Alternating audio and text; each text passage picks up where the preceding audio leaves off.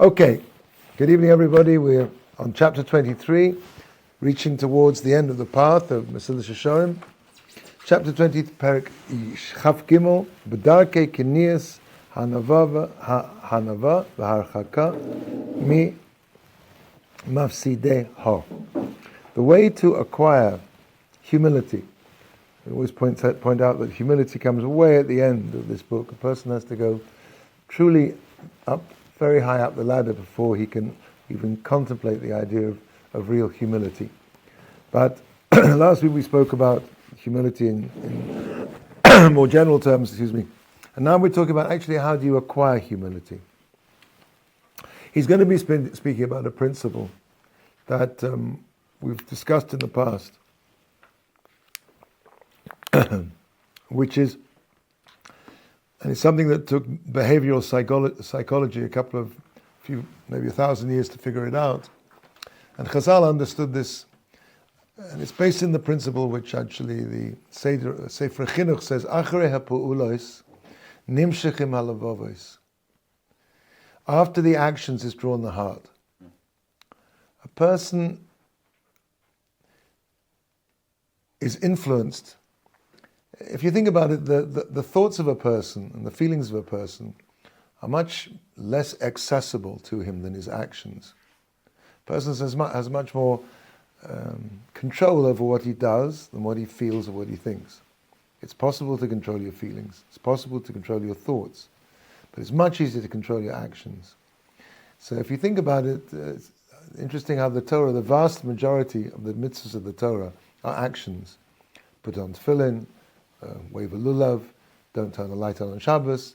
The vast majority of Torah mitzvahs are things to do not so much with belief or ideas, which of course there are, hilchos deos, belief in Hashem, midas tovos, whatever. There are things which require, which revolve around a person's emotions, his midas and his thoughts, but the vast majority are connected to action.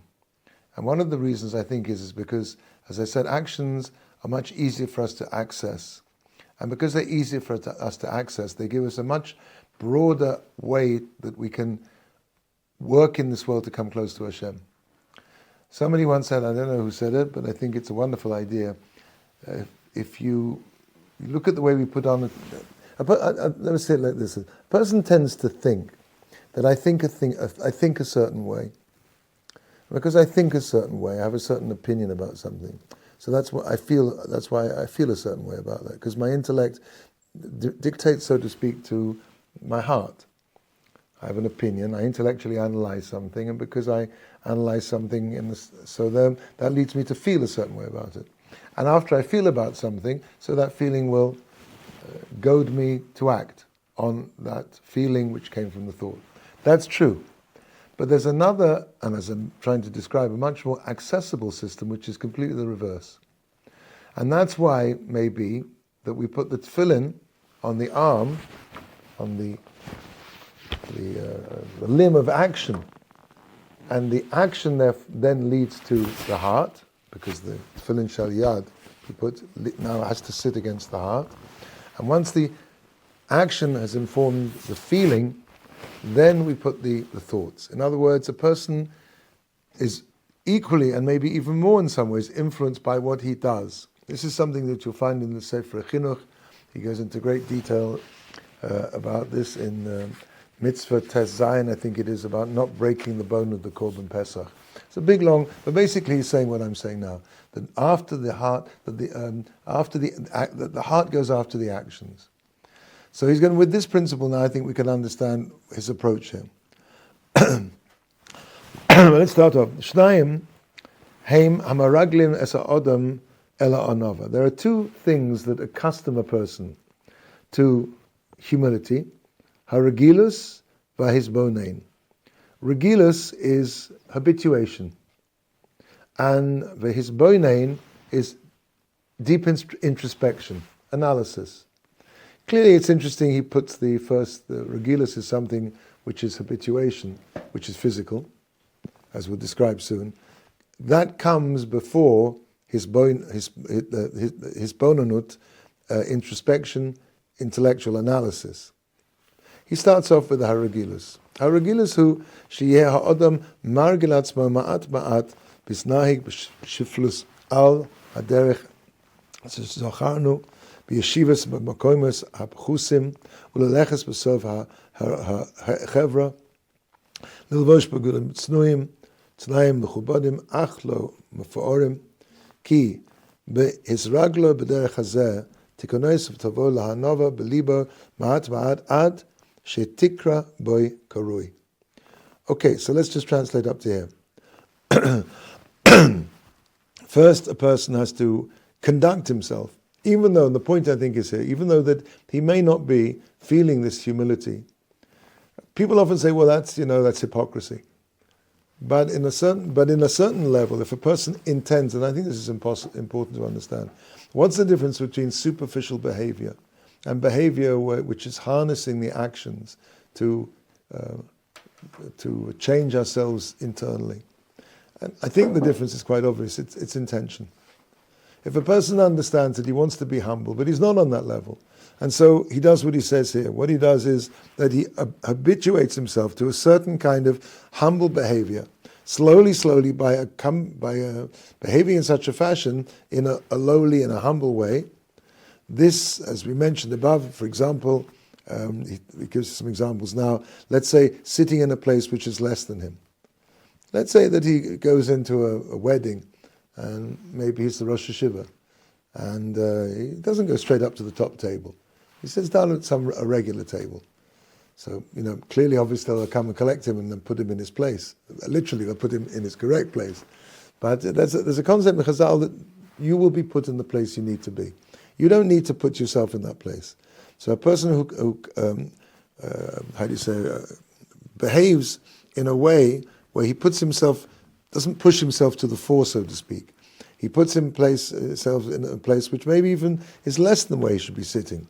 Or leleches b'sof ha'chevra. Or he hangs back. There's a crowd of people and they're all going somewhere. He stays at the back. Lilvosh begodim snuim, to dress with clothes which are snuim is often called modest, and is very often applied to the way ladies dress. But there's a concept of tzniut, of privacy, of inwardness, which also applies to the way men dress. That's why we wear black or we wear dark colors. We don't wear fancy kind of colors, unless they're your pajamas, I guess. But this habituates a person to feel a certain way.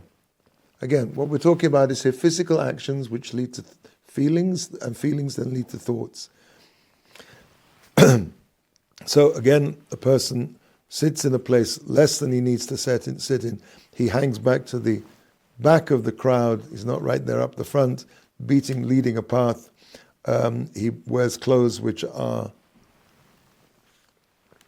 I would say, like anonymous, which are unassuming, which don't stick out in any way, which are not flashy. And of course, the Mesilas points out that doesn't mean that he should dress in a way where in tatters. His clothes have to be respectable. It's also for Talmid Chacham chayv misa to have a dirty jacket, or to have Talmid Chacham, a person who learns Torah, represents the Torah, and therefore it's very important that he looks respectable. But as we said before, they mustn't be, if they're not mafuah, they're not ostentatious. Ki, this ragloi b'derech hazeh, because by accustoming himself to behave in such a fashion, tikones v'tavo hanova belibo ma'at ma'at. Slowly but surely, humility will enter into his heart, ad shetikara boy karui, until he will tikova boy karui. It will be established. Habit, which is why habits are very important, because habits lead to feelings, and feelings lead to thoughts.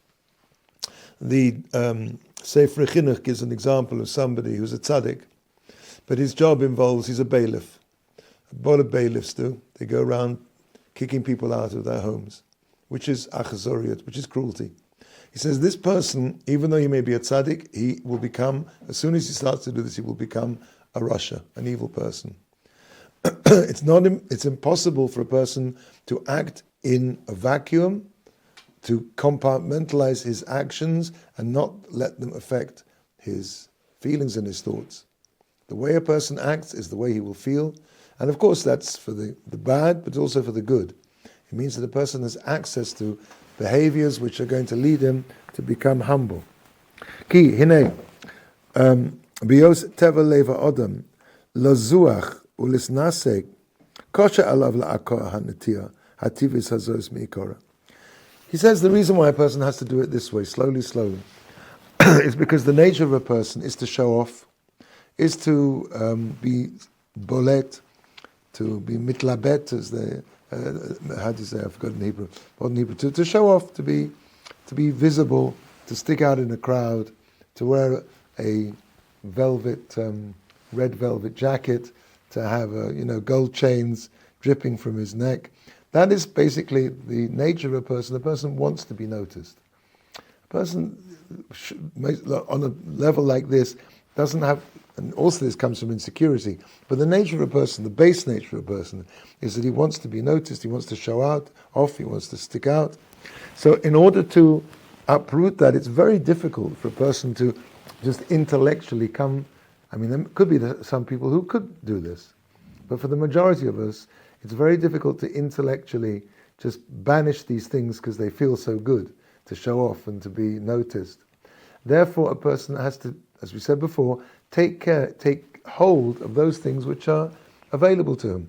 He can choose to dress in a modest way, with a suit which is dark and unostentatious, and bit by bit, doing that is going to enter into his very personality and turn him into somebody who is be'etzem, in essence, somebody who is tzanua and reserved. Slowly, of course. Ukeshini bezrizus, shekol ze michlal b'mamzal lo'olam yehe odom orum b'yira.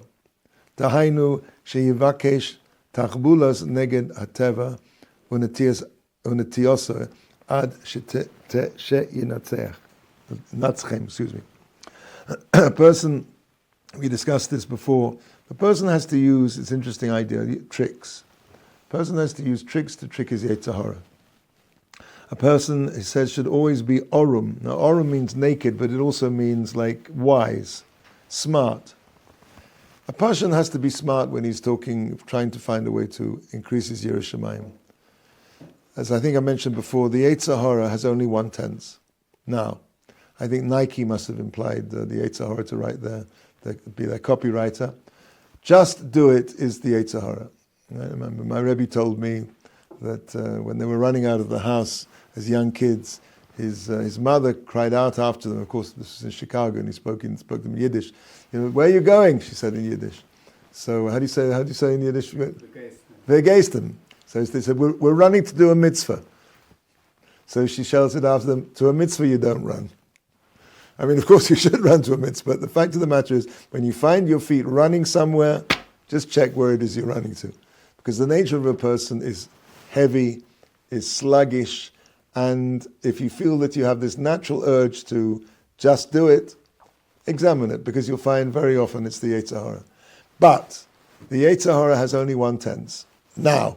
Do it now. And that's why, for example, if a person is an Nisoyan, probably one of the major Nisyonis in our generation is not a generation which is being challenged by the isms, by intellectual concepts, Zionism, communism, Buddhism, Bundism, maybe Buddhism, but not Bundism. It's a generation now which is, as Ramesh Shapiro used to say, this is the door of the Bnos Moav. In other words, it's immorality, it's the internet, which is one step away from the most terrible things a person can possibly see. So how does so let's say a person is challenged in this way. The Yetzer Hara says, just do it, push the button. So what do you say to Yetzer Hara? I'll push it, but not now, in a moment. Even though it's very difficult to go head to head with the Yetzer Hara, it's almost impossible. The Yetzer Hara is a malach. He's an angel. He's always outpower you. But if a person learns to just be smart, be orum, that's what he's saying here. Be tricky. Be tricky with a trickster. It says, "La'olam yehi odam orum b'yira." His Yiras Shamayim, to find his Yiras Shamayim, he has to be, how does he translate it there? Naked, smart, wise?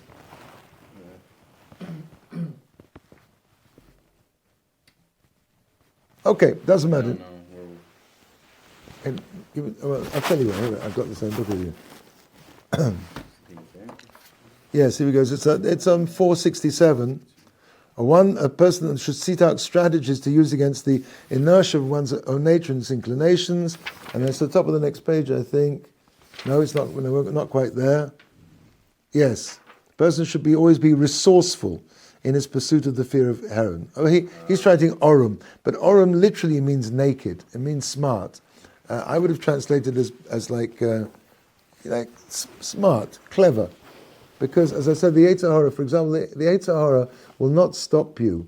The Gemara talks about a situation where a person who walks down by the river, decides to go down by the river where the ladies are washing their clothes, and he says to himself, "I'm going to be very strong. I'm going to look the other way." This guy is a Rasha, because he's got no business going there. A person is not allowed to elect to put himself in a situation of danger, physically or spiritually. But in other words, the Yetzer Hara won't stop you planning against him. So you say, "No, I'm not going to go that way," and that's why he's a Rasha, because really he could plan, he could be smart against his Yetzer Hara. Okay, so that's the idea. A person should figure out stratagems, how to be able to conquer his Yetzer Hara. Here we're talking about the Yetzer Hara of laziness, of the desire not to do anything.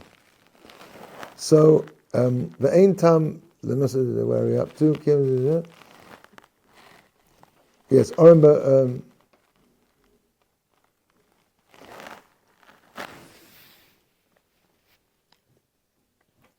I lost the place, sorry.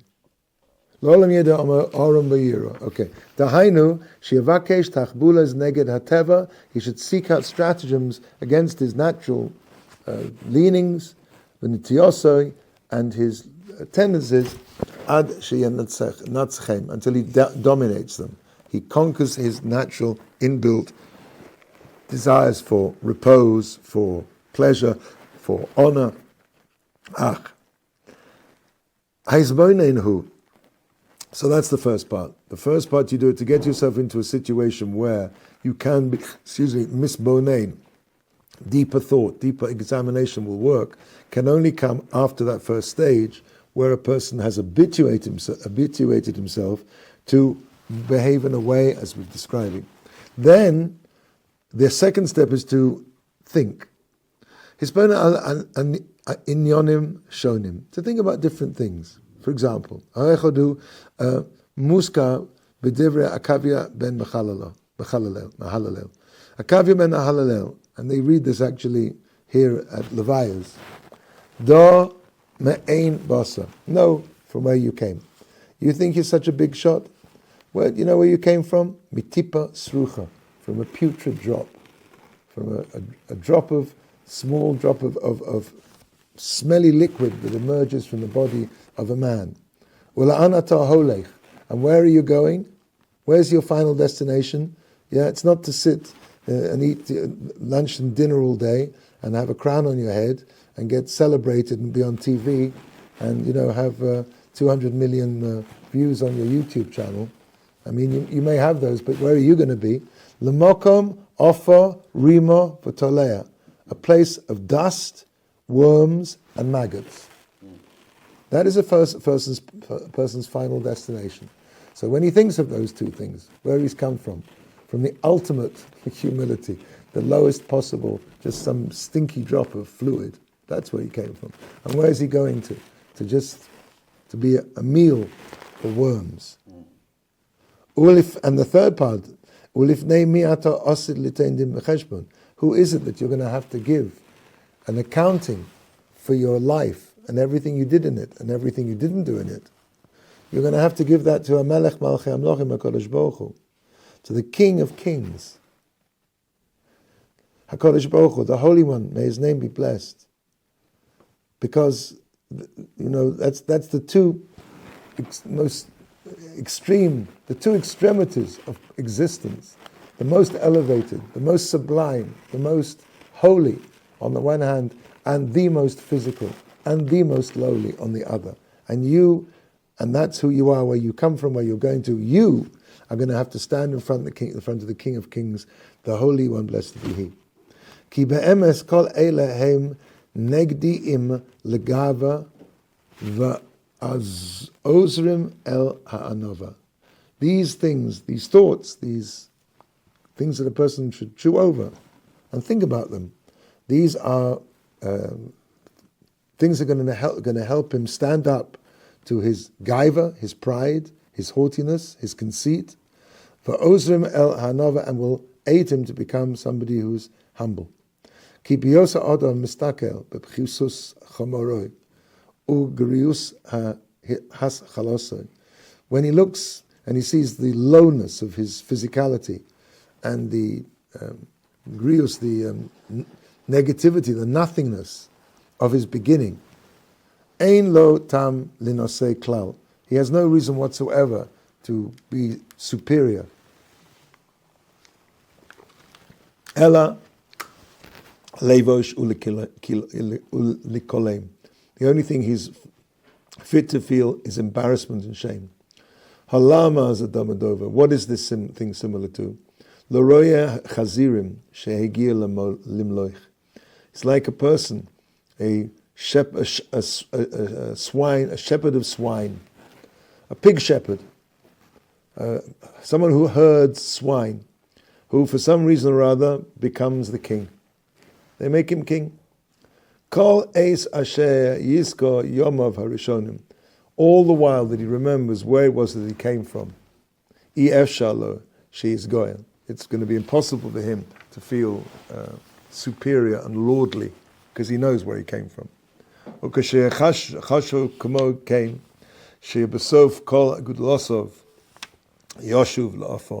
when a person thinks, however high he is, however famous, however great, however big a king he is, as Napoleon once said, Napoleon didn't like to sleep very much. The reason why somebody else says, listen, when I'm awake, I'm the king of the world. When I'm asleep, I'm no different to any other foot soldier.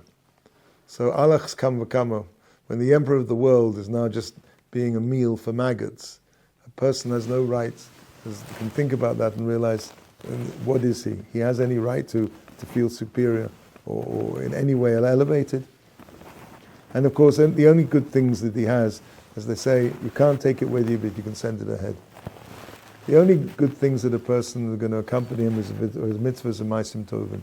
All the fame, all the plaudits, all the pats on the back, all the followers on YouTube, it's all going to be nothing. It's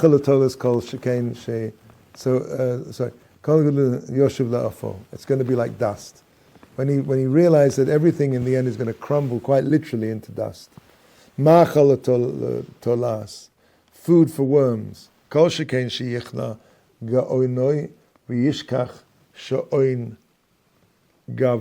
more so now will he forget his lordly manners and thoughts. Kima tuvo or ma gudloso. Because what is his worth and what is his greatness? Va'achriso busha chlima. And his ending is nothing more than shame and embarrassment. And when he thinks further, v'yidamer belibo rega hakonsol lifnei beis din hagadol shel tzfar ma'ala.